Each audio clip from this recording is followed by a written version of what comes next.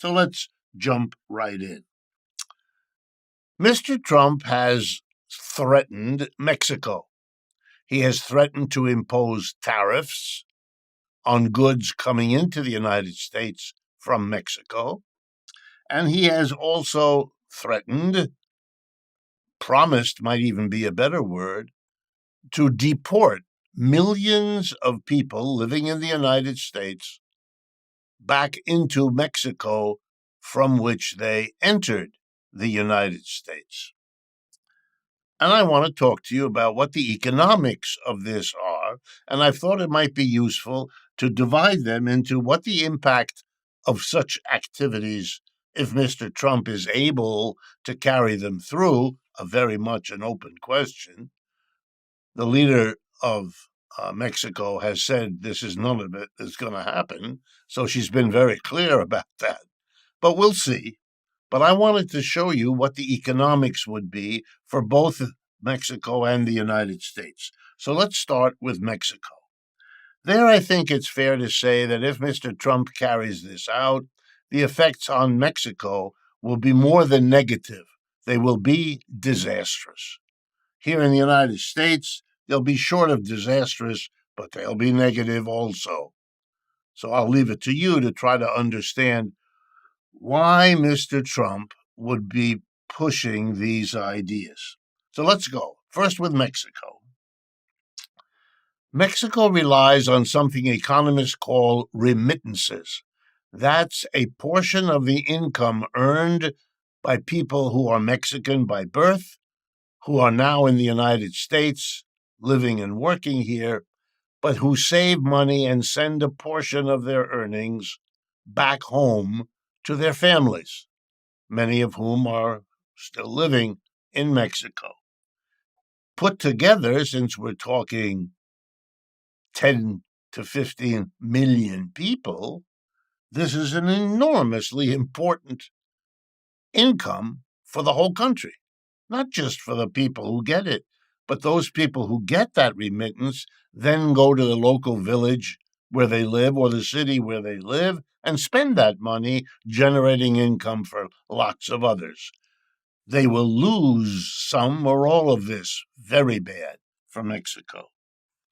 Number two, one of the advantages of the North American Free Trade Association, NAFTA, were the deal made by Mexico, Canada, and the United States precisely to allow goods and services to flow freely among these three countries to the advantage of all of them, which is why all of them got together, wrote that agreement, signed that agreement, revised that agreement under Mr. Trump, by the way, who signed the agreement knowing full well that the wages in Mexico being much lower than those in the United States, it would be an invitation to companies to set up, not in the United States, but in Mexico, because they could pay lower wages and without a cost, other than transportation, ship whatever they produced in Mexico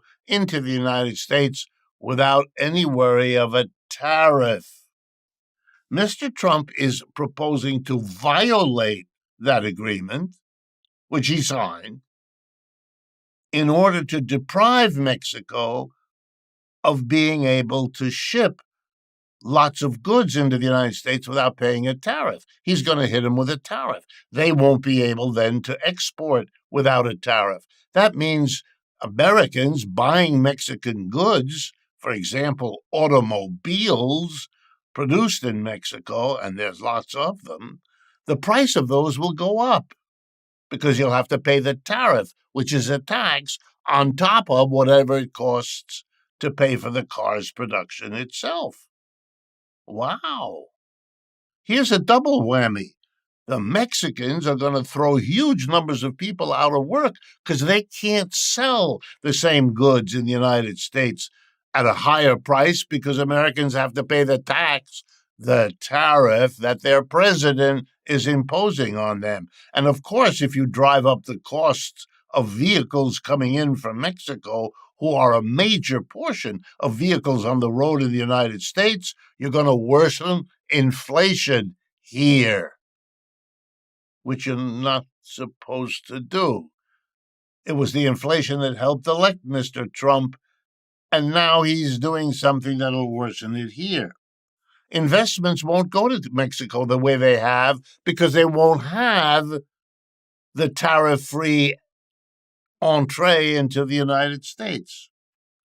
And of course, if we deport people, we're sending millions of people back into Mexico just as they are laying off people because the tariff hurts their exports, which means they're going to have an unemployment problem beyond anything we can even imagine.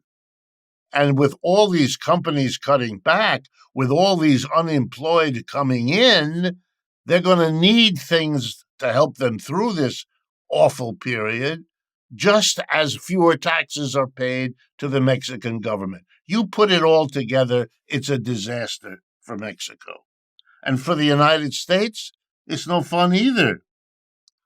First of all, with millions of Mexicans and Central Americans deported, a huge number of jobs are going to be open. Those people were working, the overwhelming majority, but they were working at the worst jobs in the country, the lowest paid. It's a very open question whether millions of Americans are going to want to have the jobs being vacated by deported immigrants. So there may be a real shortage of jobs. And you know what that'll do? A shortage of people to fill low-wage jobs. It'll mean native-born Americans will have to fill those jobs, and they will demand, because they're used to it, higher wages. And if those employers want workers, they're going to have to pay those wages. And we all know what those employers are going to do if they have to pay higher wages to American native-born workers. They're going to raise their prices. Inflation again. American companies that were making a profit bringing Mexican goods into the country, they're going to lose that business. Oh, my goodness. Yeah, the government here in the United States will get more revenue, the tariffs. But you know what else has to be figured in? Every country, every company around the world is realizing that the United States is now on one of these America First crusades.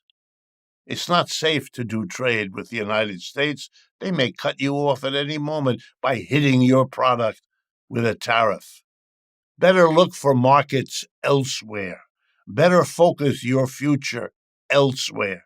The damage to the American economy from all of this, incalculable, except that we know big time. So yeah, Mr. Trump is eager to be the president with a tough guy who can slam foreigners, deport them, hit them with a tariff. It looks good politically. Economically, a big fat disaster. On December 18th of 2024, workers at the Baltimore, Maryland coffee shop Common Ground Cafe voted to join a union, the United Food and Commercial Workers Local 27. What makes this remarkable is that the cafe was already a worker co-op.